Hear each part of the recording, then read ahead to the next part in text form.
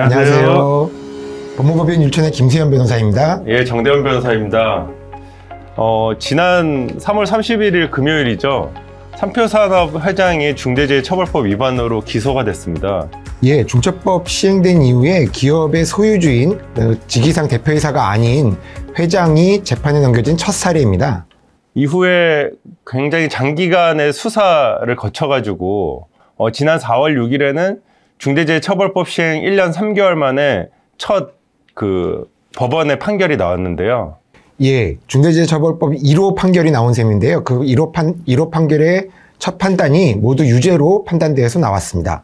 중대재해처벌법 위반 혐의로 기소된 온유파트너스 대표에게 징역 1년 6개월, 집행유예 3년이 선고되었습니다. 그래서 오늘은 최근에 두 가지 중요한 이슈에 대해서 이야기를 나누어 보도록 하겠습니다.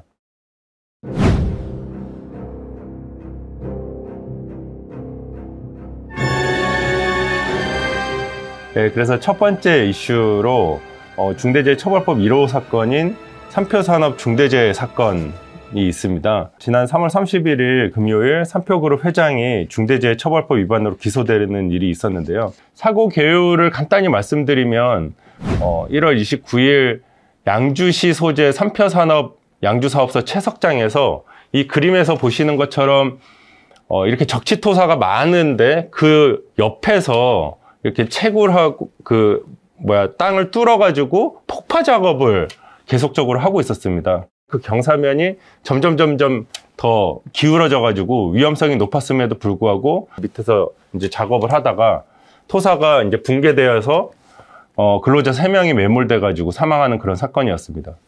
김수현 변호사님은 그 수사 전문가로 지금 이제 저희 율촌에서도 중대재해 수사 대응 사건을 많이 수행하고 계신 것으로 알고 있는데요. 우선 이 삼표산업 1호 사건이 굉장히 관심을 많이 받고 노동청이든 경찰이든 수사를 굉장히 강도 높게 했음에도 불구하고 이렇게 1년 이상 수사기간이 장기간 소요된 이유는 뭐라고 생각을 하시나요?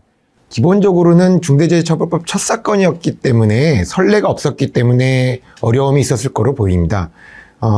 이전에 이미 기소된 사건들이 더 있었는데 그 사건들은 대부분 영세업체들이어가지고 안전보건 확보 의무 불이행이 너무 명확한 곳이어서 크게 고민 없이 수사를 마치고 기소할 수 있었던 반면에 삼표산업 사건의 경우에는 법 위반이 있는지가 그 법령이 자체가 불확실한 면이 있기 때문에 그 부분이 명확하지 않았을 것이고 현장에서 안전조치를 하지 않은 것과 경영 책임자의 안전확보 의무 미이행 사이에 인과관계가 있는지도 꼼꼼히 따졌어야 될 것으로 보였습니다. 특히 이 사건의 경우에는 대표이사로 등기되지 않은 경영 책임자인 삼표산업 회장을 기소하는 쪽으로 방향을 잡았기 때문에 그 부분에 관련돼서 논란이 많으므로 경영 책임자 특정 관련돼서 심도 깊은 수사가 이루어지고 법리 검토도 많이 이루어졌기 때문에 전체적으로 기소까지 시간이 많이 소요된 걸로 생각됩니다. 예, 그러면은 이 사건에서 회장이 기소됐다는 게 굉장히 언론 기사에서 이슈가 많이 됐었는데요. 그 삼표그룹 회장이 기소됐다는 것이 왜 그렇게 이슈가 되는 것인가요? 회장은 경영 책임자가 안 되는 게 원칙인 건가요? 경영 책임자는 법적으로 사업을 대표 총괄하는 권한이 있는 사람, 책임 있는 사람 또는 안전보건 등 그 보건 업무를 담당하는 사람으로 정의되어 있기 때문에 그 문구만 놓고 보면 사업을 대표 총괄하는 사람이면 경영 책임자로 되는 것이어서 그게 직함이 사장이든 회장이든 등기가 되어 있든 그렇지 않든 간에 기업의 최고 의사결정권자라면 모두 경영 책임자가 될 수 있는 것입니다. 근데 이제 삼표산업건에서 특히 이슈가 된 것은 회장이 중대재해가 발생한 삼표산업 회사 자체에는 아무런 지위가 있지 않았기 때문인데요. 노동청에서도 삼표산업의 최고 의사결정권자인 삼표산업의 대표이사를 경영 책임자로 판단하고 검찰에 송치했는데 검찰에서는 이와 다른 결론을 내리게 된 겁니다. 그렇다면은 검찰의 기소 의견은 노동청 의견과도 달랐던 거네요. 예. 검찰이 이렇게 판단했던 이유는 무엇인가요? 이 삼표산업 회장이 기소된 것은 이 삼표그룹의 특성에서 비롯된 것으로 보입니다.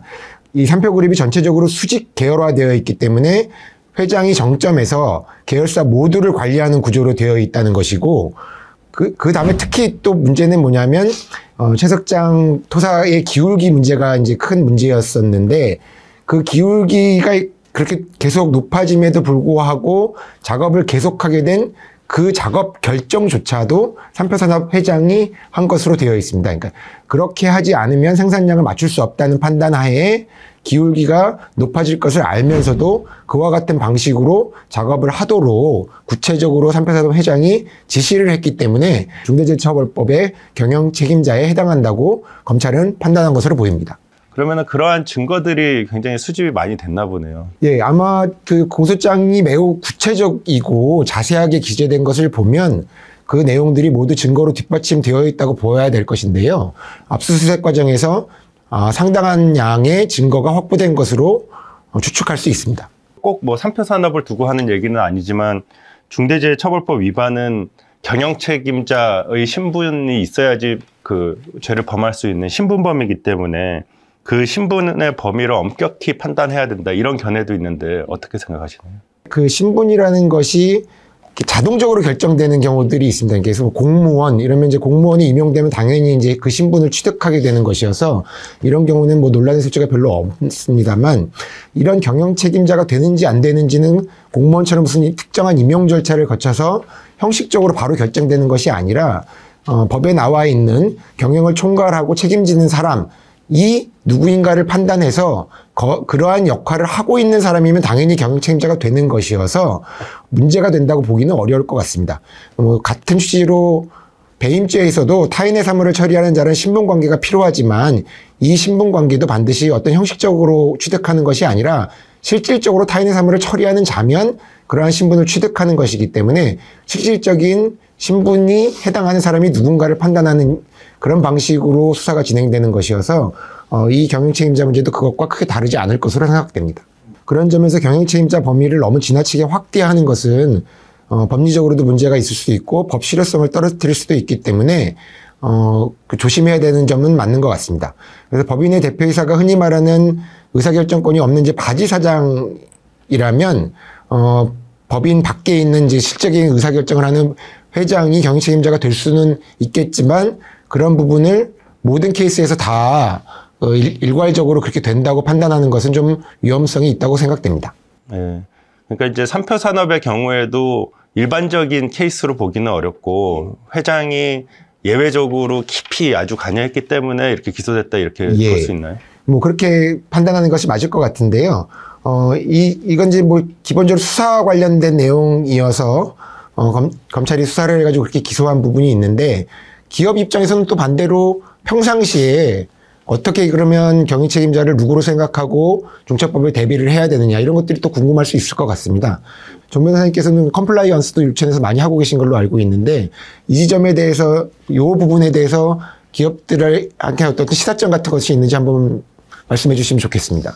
이게 법에서 경영 책임자라는 거를 의무 주체이자 처벌 대상으로 이렇게 삼고 있기 때문에 우리 기업에서는 경영 책임자, 누가 경영 책임자가 될 수 있느냐 이게 굉장히 중요하고 경영 책임자를 중심으로 하는 안전보건 관리 체계를 구축하는 게 매우 중요한 것 같습니다.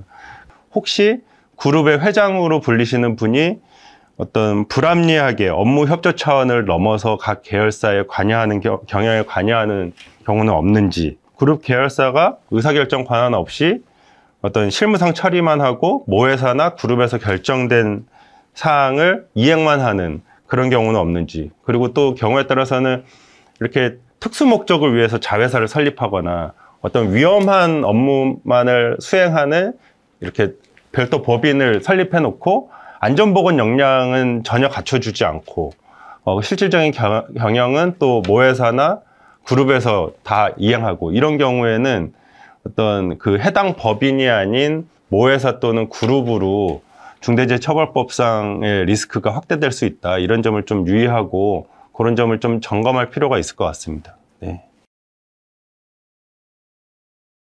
두 번째 논의 주제는 지난 4월 6일에 선고된 첫 선고 사건인 온유 파트너스 판결입니다. 유해 위험요원 확인 및 이를 개선하는 업무 절차가 마련되지 않았다는 거, 업무 수행 평가 기준이 마련되지 않았다는 거, 위험 요인 제거 등 대응 조치에 관한 매뉴얼이 마련되지 않았다는 세 가지를 지적했고요. 이에 대한 참고 선례 가치로서는 적은 것 같고요. 위기 대응 매뉴얼에 어느 정도까지 대응 매뉴얼을 해야만 의무 위반이 안 되는 것인가, 향후 상당한 혼선이 있을 것으로 보입니다.